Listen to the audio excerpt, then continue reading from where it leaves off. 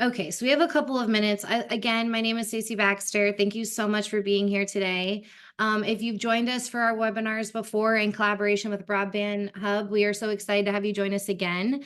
This is our final webinar in collaboration with National Broadband Resource Hub, but not to worry, the Hub is going to continue to live on, and Rural LISC is going to be taking that ball and running with it. And we're so excited to have them kind of take all of the resources and all of the tools that we've been pulling from our community members and collaboration and putting that into the broadband hub that's going to continue to live on. So although this is our final webinar in connection with them for Next Century Cities, Broadband Hub will continue to live on and move forward. And today we're excited to kind of talk about collaboration, partnership, and that's kind of going to be our framework today as we talk about kind of the elephant in the room, which is the Affordable Connectivity Program and the fate of that program and what's kind of happening right now.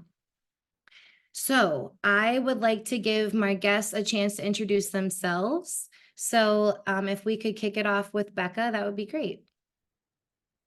Hey everyone, my name is Becca Quon. Pronouns are she, her. I'm the program manager for the Digital Equity Research Center, which is based at the Metropolitan New York Library Council. I have worked in this role for just over a year now, and prior to that, I was a program officer funding digitization grants for rare and unique collections and archives. So I'm super invested in the work that libraries do, in the collaboration that they're so deeply involved in. And I'm not a researcher, but I'm also really interested in that intersection with the work of practitioners. Thank you, Becca. And Kathy? Hi, everyone. I'm Kathy Bisbee. I'm the director of the Alliance for Digital Equity. We're a 64 organization coalition supporting digital equity in 4 counties across Western Massachusetts, which is about the side of Rhode Island. Very small state, but mighty nonetheless. I've been about 8 months in this role. My pronouns are she, her. And I come from 17 years in community media as an executive director, really interested in the intersection of storytelling, innovation, and network building. So I'm excited to hear this conversation and participate today. Thanks so much for having me. Thank you, Kathy, and we love that framework. And last but certainly not least, Gabrielle. Hello, everyone. My name is Gabrielle Daley. I use she, her pronouns. I am the Director of Experiential Education at Colorado Law. I'm also a fellow with the Silicon Flatiron Center here. And I'm a longtime broadband policy nerd. So as an attorney, I was in private practice for a couple of years where I was at a small firm focused on municipal telecommunications, advising our clients on all sorts of issues at the intersection of local government and telecom. And then I was at a tech clinic at Berkeley for a couple of years where my focus was on building out our telecom docket and doing some broadband policy research there. And this last year, I've been delighted to have the chance in working with Silicon Flatirons to continue looking at what's happening with the digital divide and sort of digging in and researching where we go from here. So I'm excited that we get to talk about the subject of broadband access today. Well, that's perfect because where we go from here is exactly kind of what we're going to be talking about today. And so along with our 3 special guests, we do have a member of NCC on the panel today, and that is Corianne. Hi, everyone. Good to see so many familiar faces and nice to meet new faces today. I'm Corianne Zacher, NCC's Senior Policy Counsel that focuses on state and local issues across the country, so all 50 states and territories. And have absolutely loved every minute of my last 4 years with NCC because I've gotten to meet so many of you. So excited for this conversation. Thank you. Okay, and just to kind of frame us a little bit, some of you, we hope that are on call today. We're at Bipartisan Tech, our 10-year anniversary event that we had in person last month, which seems crazy to think it's already been a month that went by. But at that event, it was really we had a lot of people from across the country coming and echoing things that we have heard even before Bipartisan Tech is the keywords of collaboration and partnership. How are we all doing this work across different states and territories in the US? But how do we do it in a way that we can work together to do it? Because two heads are better than one, five are better than two, and something that works for a similarly sized community in the West Coast can probably work in that same similarly sized community in the East Coast. And how do we share what's working? How do we collaborate on the things that are not working and find solutions that are sustainable for long term? So when we talk about today in the conversation that we have, we really want to focus on affordability of broadband, but with a central focus of lifting those voices of local experts, of researchers, of digital navigators, of the big piece of collaboration. How do we partner together to make what we're doing possible when we talk about broadband access, closing the digital divide, and knowing that the ACP is kind of giving us a little bit of a hiccup in that road to closing that divide. So in connection with collaboration and partnership, we want to just make sure that we're talking about the elephant in the room, which is the Affordable Connectivity Program. We always have a range of people on this call, so we want to make sure that we're giving a kind of a basis of information for those of you who might not be as up to date on what's happening. But in February, the FCC did announce that they're ceasing new enrollments based on a lack of funding and be able to continue the program. And so May is actually the last month that any funding was available for enrollees in the program. It was only partial funding, and as of Saturday, that funding will be completely gone. And so we need to focus our conversations when we come together in these webinars, and when we have these conversations about collaboration and partnership, we have to be thinking about affordability now that this very impressive program that over 20 million Americans were utilizing no longer exists. Although there are some pieces of legislation that are in the docket, and we will keep our fingers crossed and try to keep positive as we look at what those are going to do.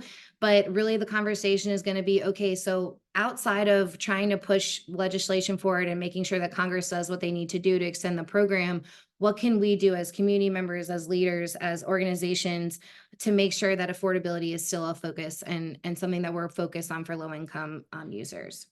So that kind of frames our conversation today. I am going to kick it back to our guests. We do want this to be conversational, like we said, so please jump in and unmute yourselves, our panelists, as much as you'd like. For our guests, please utilize the chat feature. If you'd like to raise your hand at the end, we will be doing a live question and answer for our members and our audience. But if you have something you're dying to say, please throw it in the chat, and we will try to incorporate that in our conversations today. But as I kick it back to our panelists here, how would you like to start our conversations, thinking about the research that each of you have done, some of the work that you're doing in your organizations?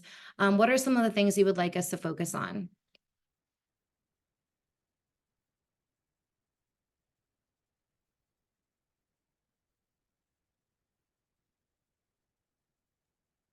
And I'm happy to sort of start off just while everyone's thinking. I think one thing that is like top of mind right now, I know for a lot of members, is how much work got put into ACP outreach, and really just like taking a moment to like celebrate all of the local leaders who have worked so hard and really relied on like the trust that they've built with community members. So even though this is like a very sad time to think about this program ending, like I have just been so impressed by the work that's been done in communities to make sure that people have been able to enroll in the program in the first place, and really recognizing the dynamic that we've created with Congress, putting local governments in a position where they've used their trust to get people enrolled in a program, and then it's not been refunded. And I think we've seen a lot of fractures between state, federal, and local government. And I think we need to think about how do we rebuild that relationship with the program looking the way it is right now. So I don't know if that sparked any thoughts or if you all had other ideas, but that's one thing that's really top of mind for me in this.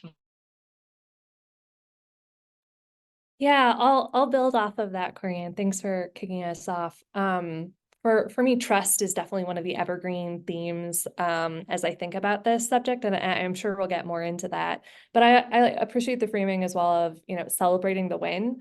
When I talk about digital divide and my research with my students, one of the moments that I tell them about is during the stay-at-home orders and the pandemic, when it felt like the opportunity to have these conversations specifically around affordability shifted in a way that it really hadn't in all of the years when, to be clear, phenomenal advocacy had been happening. But now there was this moment when it sort of felt like everybody got it.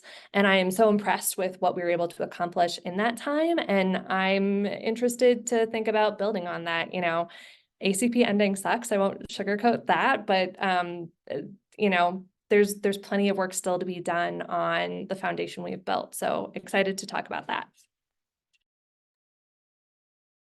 I'll jump in. So one of the things that we've talked a lot about, you know, we have these 64 organizations now that are part of our collective. We've been talking a lot about how this transition also provides an opportunity, right? It provides us an incredible opportunity to do even more work building our grassroots collective power and thinking about how we want to advocate long-term at the state and federal level. And it also, you know, in crisis, you know, steel is forged, right? So I do feel like the kinds of things that have happened since January when we heard the very difficult news, we have had to work really closely in partnership to think about how we were going to really rescope our entire, you know, state grant that we got, to think about new opportunities, to reach out to partners maybe we hadn't even thought to reach out to yet, and really solidify our relationships with our electeds.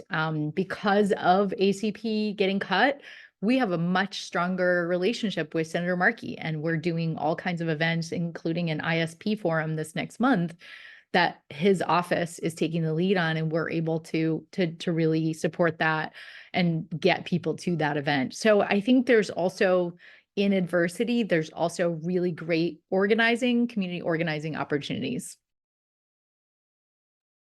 Yeah, and to build on all of that, I think as you've all mentioned, like the pandemic sort of showed us what we can do in new and different ways. And, you know, coming from the library field, especially thinking about how much their work has expanded to provide connectivity beyond their walls and to connect with new and different organizations within their reach.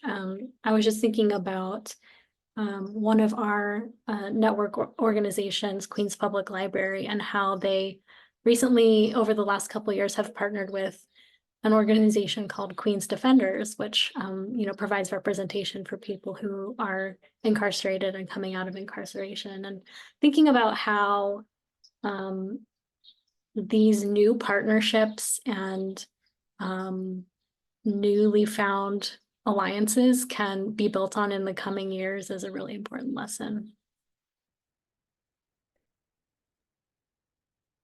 Yeah, thank you all so much for sharing that. I think that kind of feeds right into the collaboration that we're talking about. And I guess, Becca, kind of bringing up the organization Queens Defenders and talking about the success of those collaborations.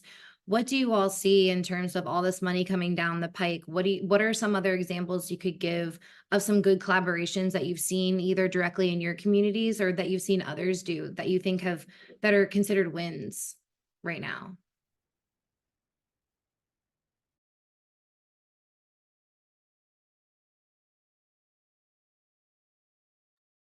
And I also, oh, sorry, I was going to pitch it to Gabrielle because I was going to say Gabrielle can also speak to this after writing a report on incarceration and access to the digital divide. So I'll pitch it. Yeah, I have to say, Becca, if I had a big smile while you're talking, it was because I'm so thrilled to hear about this kind of collaboration happening.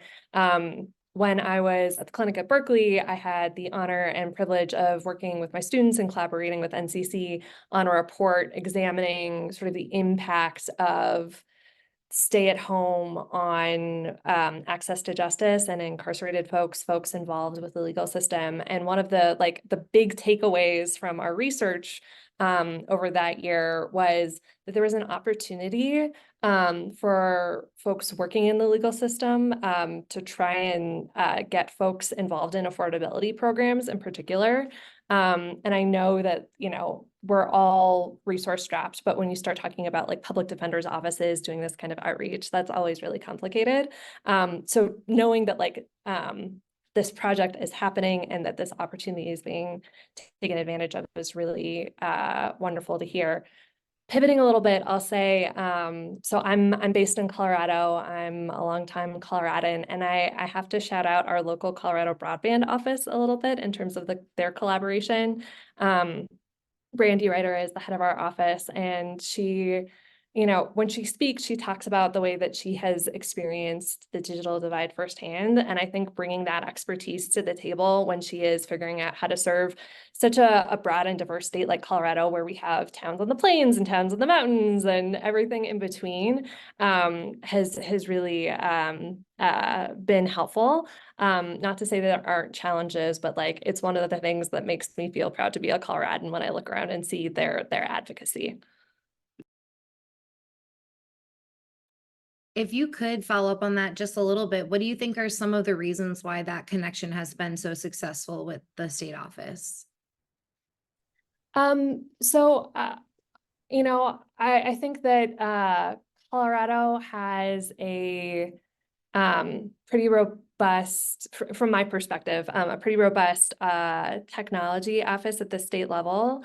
And so sort of as we got established, leadership from the governor's office saying, we want somebody in here with experience, and getting Brandy into the role. And then, not being inside the office, but being outside and looking at what's happening, seeing the way that they're conducting listener sessions around the state, the way that they're collaborating with the federal government to ensure that, they've got a good grasp on the BEAD program and all of the opportunities there. And then again, just staying really connected with local leaders, as well as local citizens, to make sure that, as we're getting, I'm thinking in particular of the BEAD grants, right? As we're getting this new influx of funding, that we are understanding as much as we can about the landscape to try and implement that money where it is going to make sense and serve folks rather than being disconnected from the actual needs. Yeah, And if I could, oh, sorry. I was just going to jump in and say, I feel like when we talk about Colorado, it's also so special that they have a Department of Local Affairs that's like a whole state agency dedicated to working with local governments. And sorry, Stacy, feel free to jump in, but if I can just ask one quick question of Becca and Kathy, which is, what does the relationship between state and local governments look like in a state that doesn't have something like that? Like Colorado, I know that they had all of this before BEAD, and it was easy to just plug broadband into these other programs. How have you seen those relationships being built in between state and local leaders? Becca, you want to take that one, or you want me to go? I would say I'm less involved in that whole relationship building process. I think I live in California, and my work focuses in New York, and we work with folks all over other states. So I don't have really specific examples there. I guess what I can add is, we're a very large part of the state of Massachusetts. We're the western part of the state. We have, communities that are as small as 118 people to communities that are 250,000 in a metro area and extremely urban. So we have a lot of different dynamics going on in our region. But I think a lot of places, the further you get away from the centralized location of power in the state, one, the less power you have, according to the central part of the state, and the more you tend to collaborate with your partners because you don't have power. And so I think that the lack of power facilitates really prioritizing the collective and thinking about how we're going to work together, because that's the only way we're going to solve problems, not just the complex problems, but also the issues of, centralized power, which is definitely true in Massachusetts. The center of power is definitely Boston. So when you come out to Western Mass, it's a lot more like Vermont. So I think, to some extent, we have a unique relationship with the state because we're one of 8 partners for MBI, Mass Broadband Institute, that is our state digital equity broadband central office. And so we existed before they started putting together the equity plan, and we were part of that equity plan, digital equity plan development. But we also kind of have our own way of doing things in the West. It tends to be a lot more collaborative. And so I think it's, it's really interesting trying to figure out that dance of how do you work with very traditional ways of centralizing power when you're really putting forward a transformative justice model of community organizing and collective organizing, collective impact. So I could talk a lot more about that. I do think that, the BEAD challenge presents both opportunities and highlights really glaring problems with centralized government. And, that's something I'm sure other folks either have gone through the BEAD challenge in your state or are going through it now and are finding, how do we do this without resources in areas of the community and areas of the state that need most to be heard? And that is a real challenge that we're dealing with this month. Yeah, and I think along those lines is trying to understand what are the needs and how do you prioritize what those are? If any of you could talk a little bit about, obviously there is that difference in power differentiation, but when we're talking about what we need to be saying to the local leaders with that power, what do you think that those conversations should look like?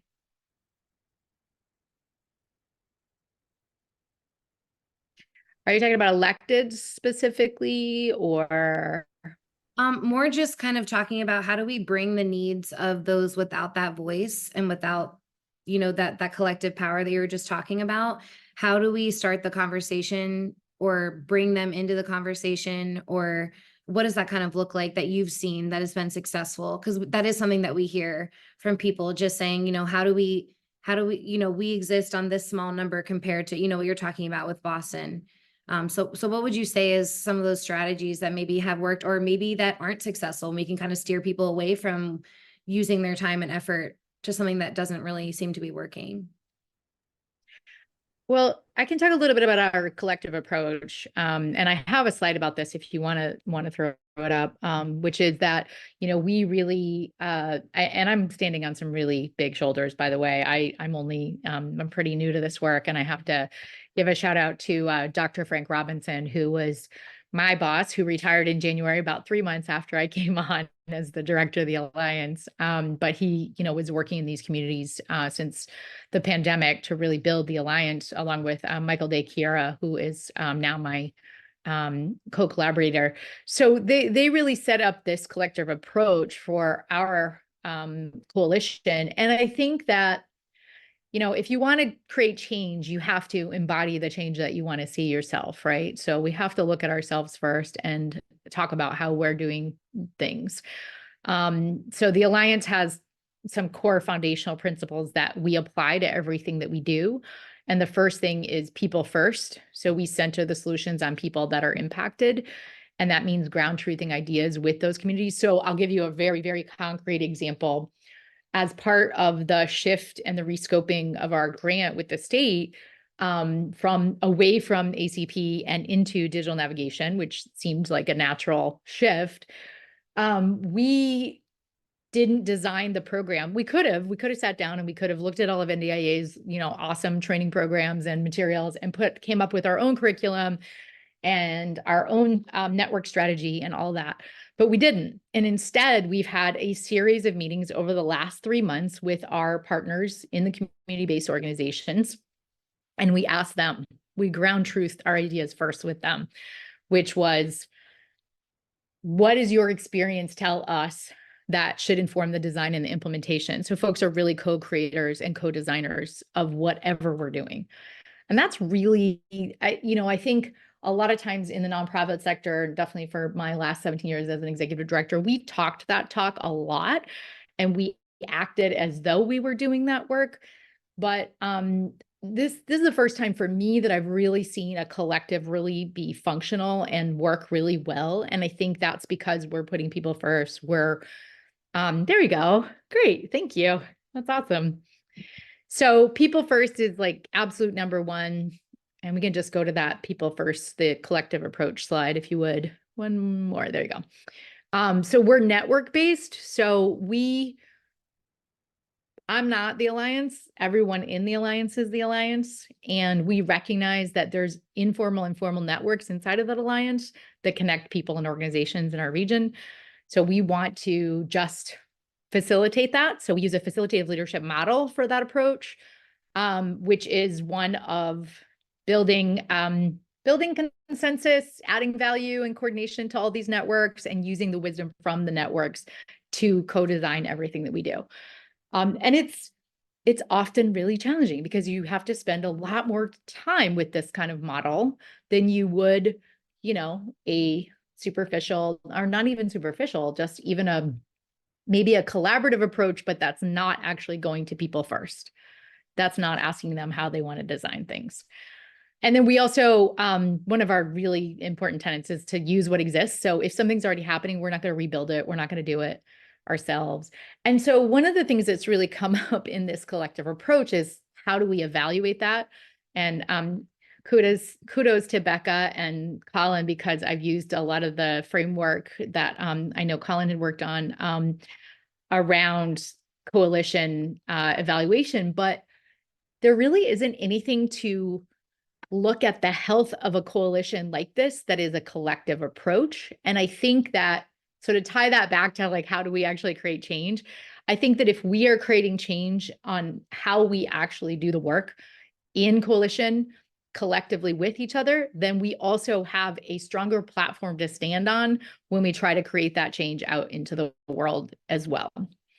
And I think that one of the things we've noticed is that other folks around the state have started using our co-designed agendas, our meeting agendas in other places around the state, which is like a huge compliment to the collective that there's something really authentic and valuable and valid about how that material is coming to the surface with everyone's voices in it, that folks see it as valuable and want to use that in other communities and in other networks as well. So I guess it's a really long answer to the question that you pose, but I feel like without describing that approach to our work, it's hard for me to answer that question. And then I think getting your elected officials, your leaders to think of themselves as partners and as part of your coalition. And there is this instinct, because of the culture that we live in, this instinct to want to say, oh, well, what is it that you want us to do? And I have to constantly say, don't look at me. I don't know. I don't have the answer. We have the answer. And even with our Senator Markey's office, we've talked a lot with them and they've been super helpful and approachable about it. And I said, hey, look, you are not leading this. If you want to lead this with us, you have to ask the residents.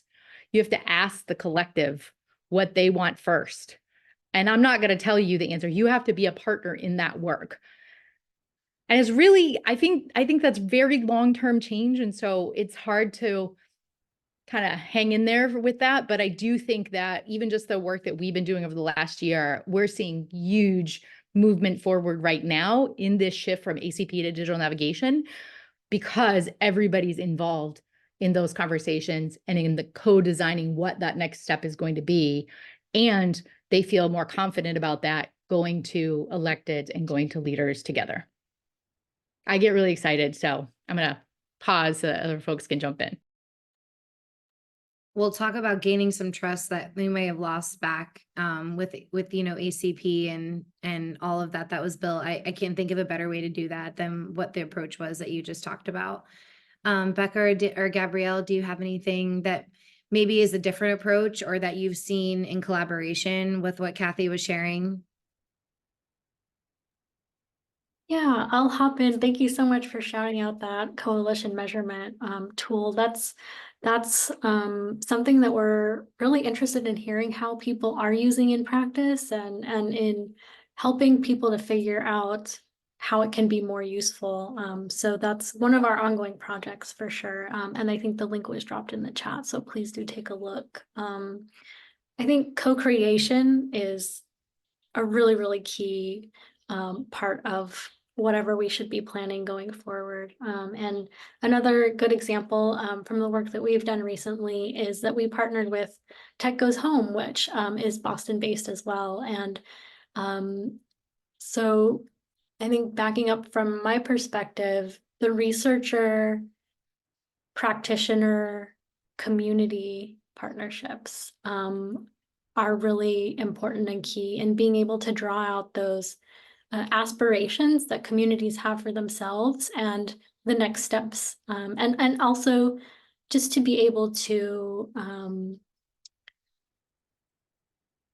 strengthen organizations that already exist. Like I think a phrase that you used was like, yeah, use what exists, right? What organizations are doing the work and how can we support them better? So a recent report that we did with coming out of that project was to create a new theory of change for that organization based on the work that they were already doing, what communities wanted, and to be able to help them chart a course for the next 5-10 years of work and beyond is really important. So being able to do all those things together in community. Yeah, if I could just sort of add on to some of the themes that I hear Kathy and Becca expounding on, as somebody who's more often coming into this conversation, sort of studying the good work that others are doing and trying to elevate it to folks who are interested in learning more about this area. One of the approaches that we have really focused on, that I've really focused on in this kind of work, is elevating the human impacts and making sure that there's a storytelling aspect to it because of how our brains are wired, right? And it's just more impactful when you can center the person in all of this. And for me, that has meant, going and having conversations with people. I have my own experience as somebody who's lived in rural Colorado, and I have my own instincts about the solutions for rural Colorado, but that's just one piece of the pie. That's one snapshot. And so, for example, when I was working on this report about access to justice, talking, it was California based, right? And so talking to folks all over California in all different types of communities, folks working in the civil legal services side and the criminal legal services side, community organizations that worked with older folks, organizations that worked with folks in agricultural communities, just like trying to get a wide grasp of what this issue looked like in California and hearing their stories. That really changed how I was thinking about these things. So, for example, this digital literacy and digital skills side of things was not being talked about as much, I think, a couple of years ago. And so we were really focused on affordability, but digital literacy kept coming up in every conversation. And it was like this thing where no matter if I mentioned it or I didn't, it would become a central part of these interviews that we were doing. And so once that started happening, we knew that we had something, right? And it was going to be really important to tell that part of the story and make sure that that made it into our policy report. And so that's what we did. And then the other piece I wanted to echo is really about this part about the power of building on existing programs. I think as we talk more about the trust gap that is going to be created by ACP winding up, there's always been a trust gap with enrollment in affordability programs. And I think, unfortunately, there's a likelihood that this is going to exacerbate that. But by building on other existing local programs, I think there's an opportunity there to ameliorate the situation and really embed and institutionalize broadband affordability in a way that's going to be a lot harder to sort of disconnect and root out.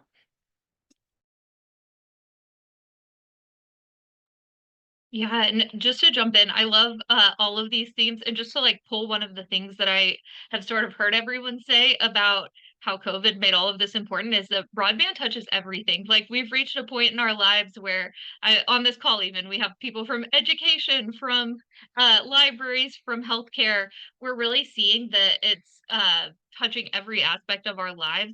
And I'm curious, I know for me, like there are so many stories that stick out. Like a few years ago when I was at the DMV and there was a man who hadn't filled out his application online, and the man like directed him to a computer, and he came back a few minutes later and said, "I don't know how to use this."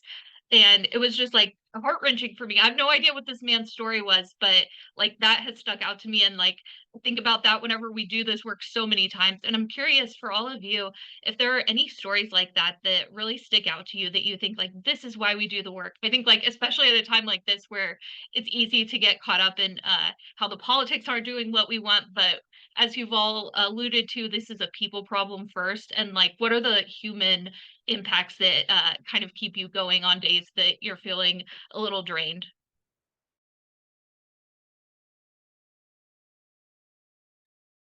Okay, I want to go first because like as soon as Korean started talking, I knew my story. So when we were doing interviews with all these different California providers, we got to do an interview with a policy director for an organization in San Francisco that works with older adults. And as soon as we started talking with this person, he's like, I want you to meet one of my community members, one of my constituents. Like, I want you to hear from them directly about their experiences. And so we got to do a Zoom call with this incredible woman who was so thrilled to tell us about how she had become a digital navigator for her community informally, because she was part of a local choir group. And during the stay-at-home orders, that was her support system. That was her family. That was everything. And there were also some folks in that choir group, older adults, others, folks with disabilities, who didn't necessarily have strong digital skills. And so she took it on herself to teach all of them so that they could get on Zoom and sing together, because her family was in another country and didn't have access to those tools. And this was really how she was staying connected and staying social. That story didn't end up making it into the final report, but I end up telling it just about every time somebody asks me about my work, because it has been so impactful and stuck with me. So yeah, that's the kind of story that I think about a lot.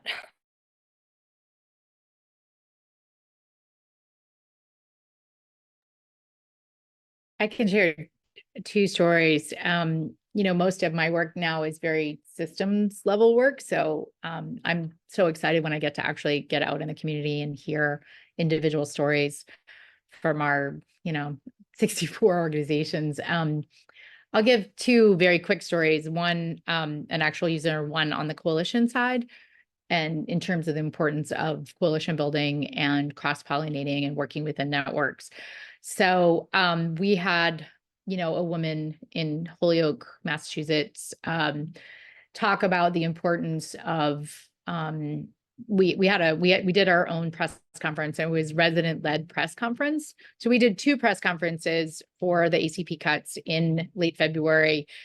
We literally were sitting on the floor at the conference of NDIA, organizing this press conference, and having cell phone conversations with Senator Markey's office saying, okay, this is going to be a resident-led press conference. So that means that all of you legislators, you get to talk last, and the residents get to talk first. And so and they all obliged. They were all really great, actually. All of our entire congressional delegation showed up, or our Senate representatives, and, residents shared their stories. And this one woman, she basically was going to the library and sitting outside the library with her phone so that her daughter could do her homework during the pandemic.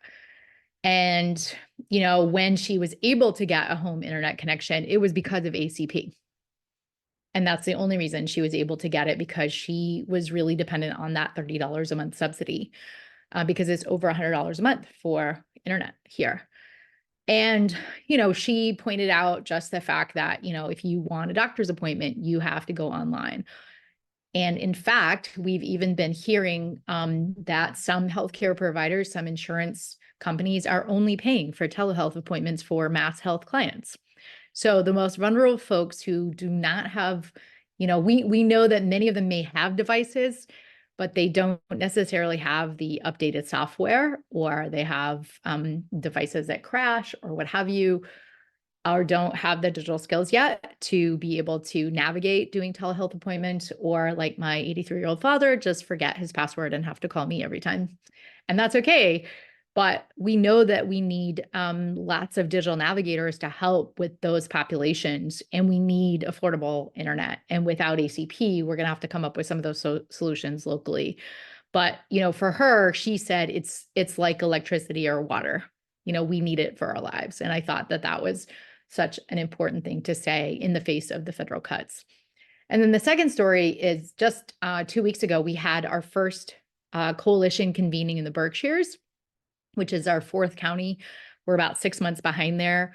It is a community that has a North County, a South County, and a Central County that do not talk to each other at all about hardly anything. And that's where our 118 population town is, up in those hills. So we convened all of the folks, some who are doing digital equity work and call it that, some like the librarians who've been doing it for 30 years, and then folks who do digital equity work but don't realize it is digital equity or don't know that it's called digital navigation, and then folks who have no idea or have done nothing but know that there's a need and showed up and trusted us enough to have that conversation, which we were really grateful for. But one of the folks who works with the Veterans Administration, at the end of the day, he stayed for 8 hours for one, which is a long day, but you have to do it to do the work of network convening. He, at the end of the day, you know, he's in his 80s, and he said, I had no idea that these kinds of resources existed. And by resources, I mean the people who are in this room.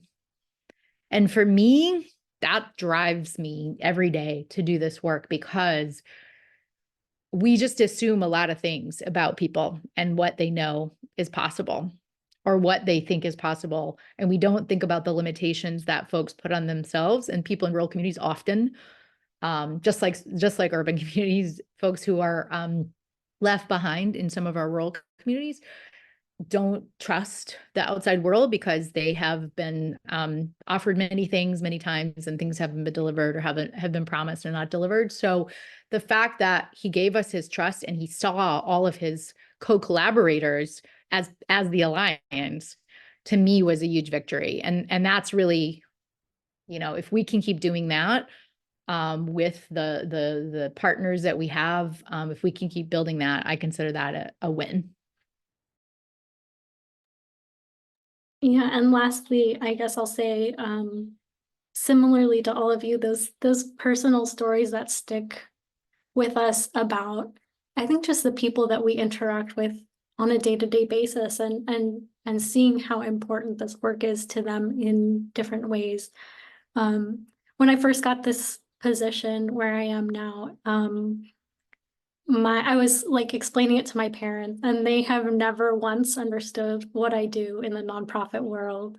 But I was talking about ACP, and actually, you know, they got so interested, and I found out that they were enrolled in ACP, and really thought it was a really important program. And that was like one of the few times in my career that we've been able to connect about that. And I think I always go back to them and to other members of my community now. If I'm working on something that may not be easy to explain, I talk to them about it. And we get to have a conversation about, you know, how this relates to their lives and what's important to them. And I think that totally grounds me and keeps me going, is just being able to you know, advance that work a little bit more every day. And my dad also keeps his passwords on a piece of paper in his living room, and we're working on it, but you know, like I said, a little more progress. And Stacy, I feel like you should answer this one too, because I know you saw so much when you were working in the school system. Yeah, sure. So before coming to NCC, I was a school therapist, school social worker, and also worked with the community members throughout the pandemic in grad school. And really, there's so many stories I could pick from. I think majority of mine center around children and families. When we talk about, Kathy's talking about social determinants of health, you know, mental health is a huge part of physical health. And when we look at, excuse me, the suicide rates of children ages like 10 to 34, suicide is the second or third leading cause of death. And we look at the availability of resources that are out there with telehealth when it comes to mental health. There can be 5 social workers in a school, and it's just not enough for what kids are going through these days.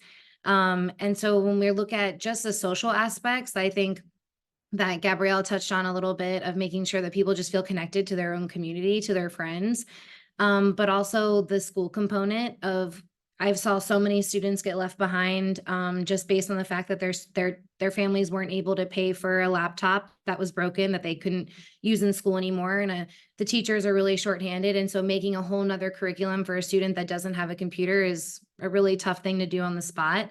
And those students are the ones that would end up coming to me with behavioral issues in class because they don't have things to do when they're sitting along their classmates. So it really, just in that one story, we're talking about mental health, education, and social health, which are all huge determinants of overall success for children, for families, for our nation, for our society.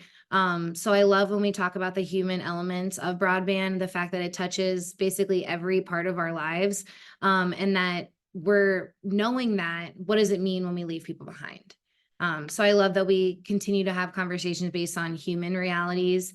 I really loved Kathy talking about person saying the resources in the room being the people, because there are tools and resources that are so important that researchers are working on every day, but it really is the people that are gonna move that needle forward, or going to show up to those meetings, that are going to be the ones doing the digital navigation. So it really is human work. And I appreciate that we come back to that focus again and again. So thank you, Corianne, for taking that opportunity for me as well. Yeah, I love hearing all about Stacy used to be a school counselor, and I feel like every time you talk about it, I learned so much about like this work and also just work in general that I had no idea about. So thank you. And I see that we have a question in the chat that I think is kind of along these lines, but I also I'm not sure if this panel is the best to speak to community tech support, but I know this is something that's a hot topic, especially with local broadband providers who I think constantly get praised for their awesome tech support. But in communities that don't have that, I know a lot of times there's no one to call if you have tech issues. Are any of you interested in answering this question about what the current state of discussion is on tech support in communities? I can jump in really quickly. I mean, I wrote in the chat as well. You know, I always refer to myself as a translator because I think that's just the way my brain works. I'm neurodivergent, and so things come into my brain in ways that I can help to understand them and then spew them back out in hopefully a communicative way that makes sense to others. And I feel like that is really sort of the quality that we're always looking for in both in technical service people, really, frankly, should have that quality, but especially in digital navigation. So one of the things that we're looking at as we build a regional digital navigator cohort group, so we're building a network just like we have a libraries network and an older adults network that meets monthly. We have a digital skills network that meets monthly. We're also going to have a digital navigator cohort group, and we have about 24 folks. They're going to go through a facilitative leadership 2-day training this fall together as a cohort. So the hope would be that not only are they going to learn the people skills and the translator interpreter skills, that they're also going to be helping to find their own best practices as a cohort. So I think, I don't know if there's other folks who are doing it that way. Certainly we're pulling a lot of things that we're learning from NDIA's approach to digital navigation, but I'd love to hear from other folks how you're thinking about that, especially if you're looking at it as a network approach, because I think that's a way that we can help people be in best practice around that and think about how we really should and could be providing this kind of support. We have an 800 number and things like that we're working with as well. I guess just at the high level, you know, sort of getting back to my comment about how digital skills, digital literacy comes up in every conversation I have with people who are doing any sort of access work or also trying to provide any kind of services, really. the role of digital navigators is too important to not invest resources and time in. It shouldn't be like the third leg of the school that we don't talk about, right? Like this is a core part of the problem. And so we should consider that as we are scoping solutions. We convened a broadband roundtable here at Colorado Law in December to sort of talk about like what happens next with all of this after BEAD rolls out, after we have wires in the ground, like where do we go from here in terms of closing the digital divide? And one of the themes that came up is, you know, trying with a really open mind to ask what is the role of providers in doing any of this work? And I will say, you know, I'm encouraged when I talk with folks at providers who are passionate about these issues and the way they're trying to think creatively. I know that there's so many good folks in local government who are passionate about this issue, but I'm heartened when I hear folks from all different types of entities talking about the role that we can all play on the digital navigator side specifically. Yeah, and we appreciate that question so much, and kind of just touching on our next month webinar where we talk about AI, we're gonna have more of these questions and what to do and needing some tech support. So it is a question that will continue to happen. And so I know we did get another question in the chat, and I'm happy to move it to the panelists to answer it in the chat, but I think what we're gonna do in terms of time running down is allow each of the panelists to have a final thought. That can be about something that we've already touched on today or something that we didn't get a chance to touch on. It can be semi-related, fully related. We just want to know what's on your mind in this last minute. We appreciate you being here with us today. We appreciate all the work that you're doing in the day-to-day that we maybe don't get to see. A lot of people probably don't get to see what you're doing in the background. Becca, I relate to what you're saying in terms of trying to get people to understand what you're doing and the purpose of it. So in this last minute that we're going to give each of our panelists here, just would like to know what your final thoughts, and I want to make sure that Corianna gets a minute as well. So we will just go down the line on my screen, which is Becca, then we'll move it over to Kathy, Gabrielle, and then we'll finish up with Corianne's last thoughts. Yeah, I want to leave off with how much more work there is to do with being able to collect information and data and stories about how this work is affecting people. And that's something that we're really working on and focusing on over the next few months, and really interested in partnering with people to talk about in really concrete ways how the end of ACP and how the need for affordable access is being changed because of these policy decisions that are being made. So just really interested and excited for the possibilities there.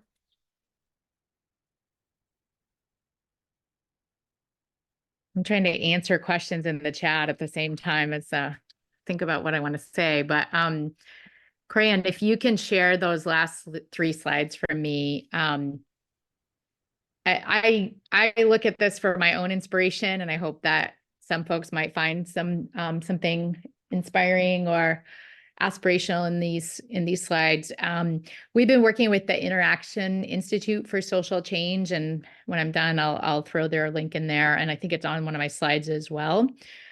You know, we talk a lot in our network building activities about why it's so important for us to work inside of networks. So you can go down to the picture slide here, one more.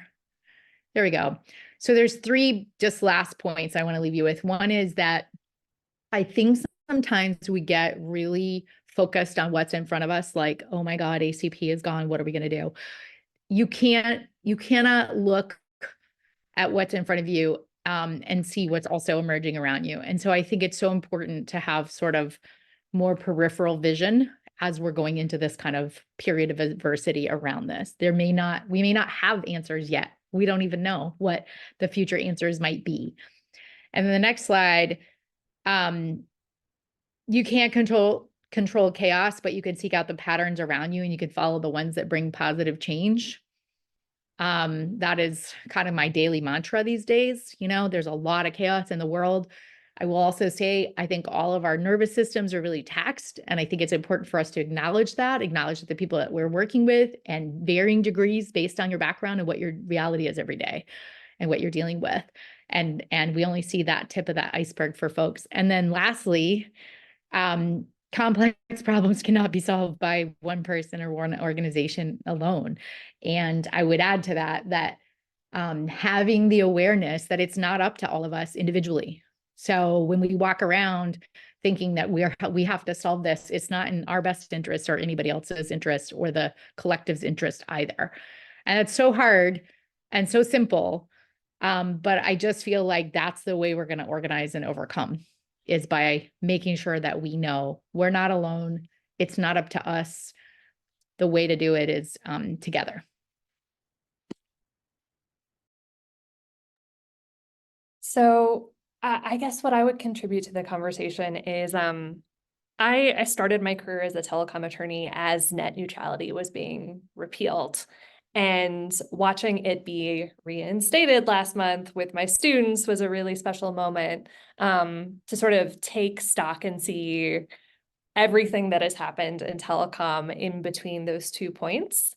And a thing that I try and remember for myself, as well as try and tell the students that I am mentoring, is that like the work of a policy attorney, particularly in this space, is not something that you can like accomplish overnight, right? There is a long arc to addressing these problems. There is a back and forth, a give and take that happens. And it is really easy when you are on sort of the ebb side of a wave to feel like nothing is ever going to change. So it's really important to recognize and celebrate the good moments when they happen, but to not lose sight of that sort of like larger arc of progress. So when I think about, ACP going away, what I try and do is remind myself of the overall goal, right? Which is that we need to identify adequate and stable funding for broadband support programs.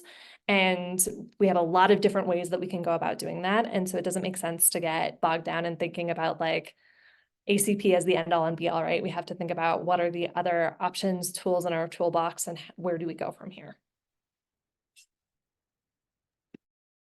Yeah, and I think all of that is wonderful. I love Kathy's slides so much. I need those like pasted around my office. Um, and I just wanted to kind of speak a little bit to Patrick's question about how we talk about this now going forward, which I think for me is really about the things we've talked about today, that this is a moment for building community. It's an acknowledgement that what we have isn't enough to meet everyone's need, that we don't have digital equity. I think it's a great moment to like sit and recognize that, and to also be able to acknowledge that the Affordable Connectivity Program was not perfect, and think about how we can make it better. If there's a new iteration of the program, that also means there are opportunities for change. So I'm so excited about that. And I'm also excited about the work that's happening at the local level. I feel like the thing that I think about all the time is how necessity is the mother of invention. When we see all of these, like, I call them like DIY broadband networks, but just people learning to splice fiber and connect their neighbors. That to me is the long-term solution to affordable broadband, is making sure that everyone has control of their own technical destiny. Like that could be it. And then I also just want to thank all of our panelists so much. I know we are on our last minute. I hope that you all had a great time today. Thank you, Becca, Gabrielle, Kathy, Stacy, for making this so conversational.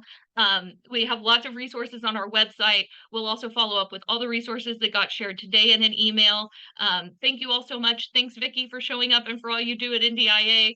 And thank you all. I see so many wonderful advocates in the panel, in the audience. So thank you all for taking time out of your day to come and join us. Hope you have a fabulous weekend.